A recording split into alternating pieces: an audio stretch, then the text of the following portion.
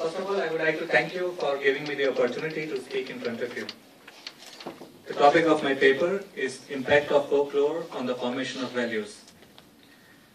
I would like to begin with the quotation of George Bernard Shaw. He said, I quote, "Life is no brief candle for me.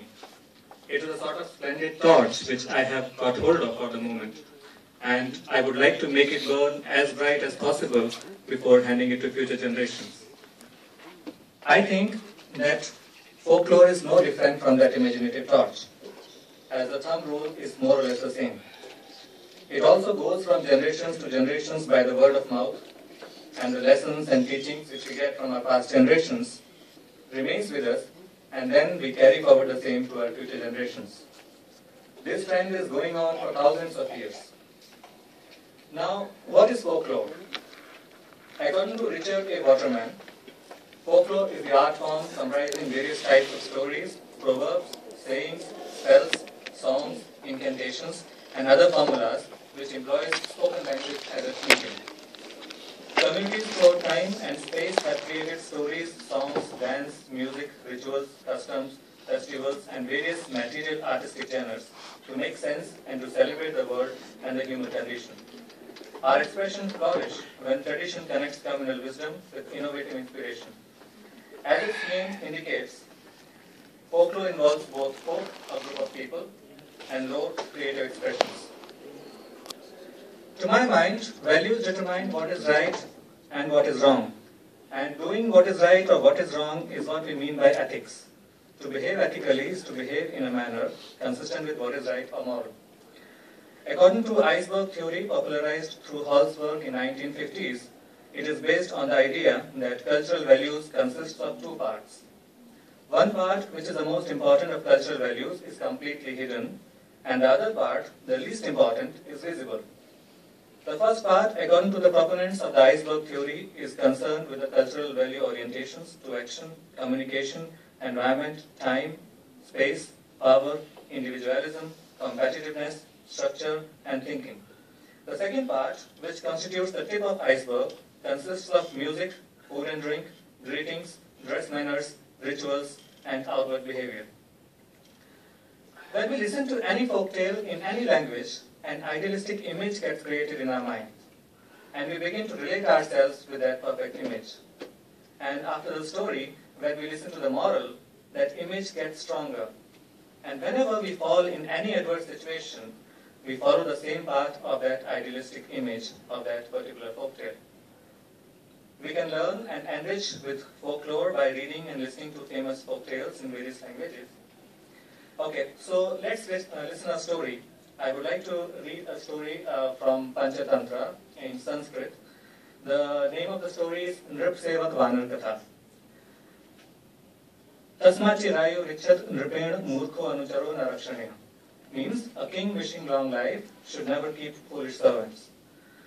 Kasya Chidrajo Nityam Vanaro Ati Bhakti Paro Anga Sevako Anta Puripyam Ekada Rajo Nidragatasya Vanaro Vyajanam Nitva Vayum Vidatati Rajo Vakshan Sthalopari Makshikopa Vishta Vyajnen Mahur Mahur Nishade Manapi Punha Punastashraya Pavishati Tatastena Swabhava Chapalena Murkhena Vanarena Rudhena Sata Tikshanam Khadvimadaya Tasya Upari Praharo Vihita Tato Makshika Udliya Gata Tena Kshirudharena Sina Rajo Vaksho Dvita Jatam Raja Dvitash. Now, let me tell you the English translation of the story. A king had a monkey as a bodyguard. He was very fond of the king, and as he was very much trusted by the king, he could go into the king's bedroom without being stopped by anyone. Once, when the king was sleeping, the monkey started greasing the king with a fan. While doing that, a fly came and sat on the king's chest. The monkey tried to ward off the fly with the fan, but the fly would come again and sit on the same place. The monkey, due to its foolish nature, became angry, got a sharp sword, and hit the fly to kill it. The fly flew away, but the king's chest was divided into two, and the king died. The moral of the story, a wise enemy is better than a foolish friend, or if you keep company with wise and you become wise, if you make friends with stupid people, you will be ruined. The moral is quite clear, and these morals live with us and help us to take the correct step in real life situations. All the Panchatantra stories teach us many things. Just like the meaning of Panchatantra, which means 5 ways or tantras. The first tantra is Mitra Bhed, means difference between friends or identify as a friend.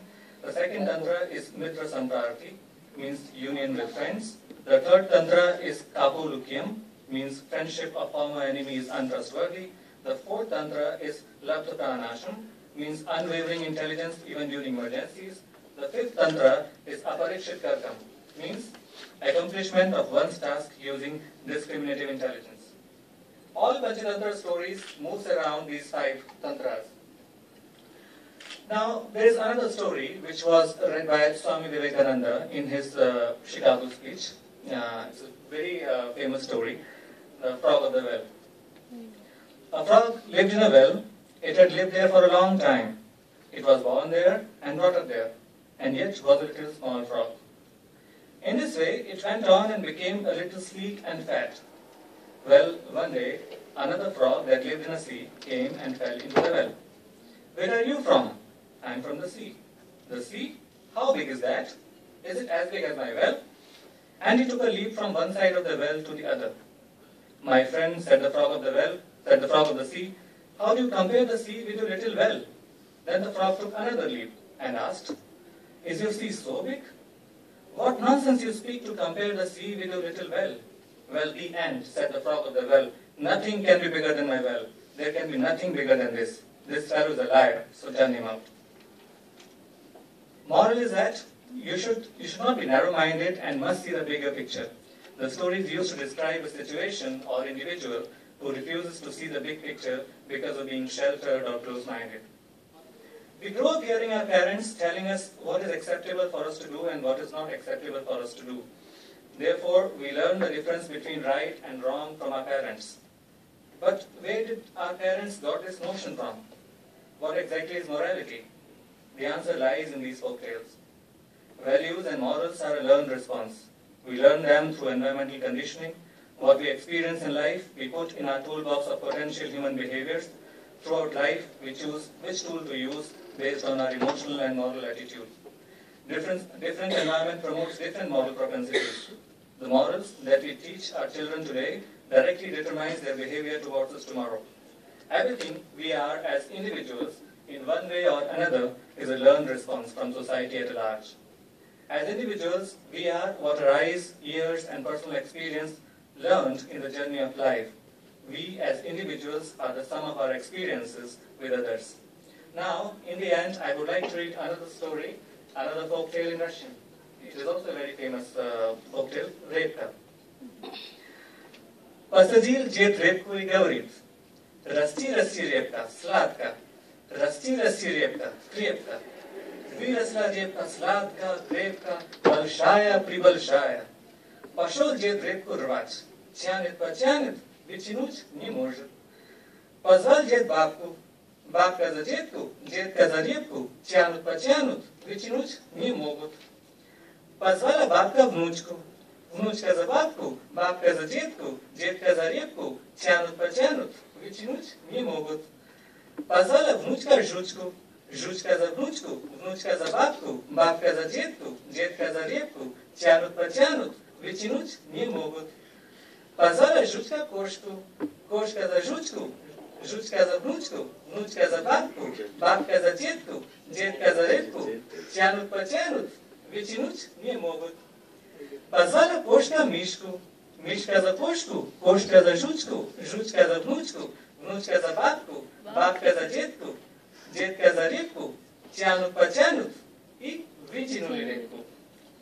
Means, even the toughest of the task can be accomplished with a unity. It shows the power of unity. While comparing these folk tales, I found that there is a similarity between all of them. They all teach same lesson to the mankind, that the essence of all the cultures and religions is one, and that is what we mean by ethics or morals. In this way, folktale plays a major role, because from the childhood we listen these stories from our parents, and when we see through these stories that good always wins over bad, patience is bitter but its fruit is sweet, and various other moralistic lessons, then we unconsciously accept it and apply the same morals in our real life situations. And that is how I feel that folklore helps in the formation of values. Thank you.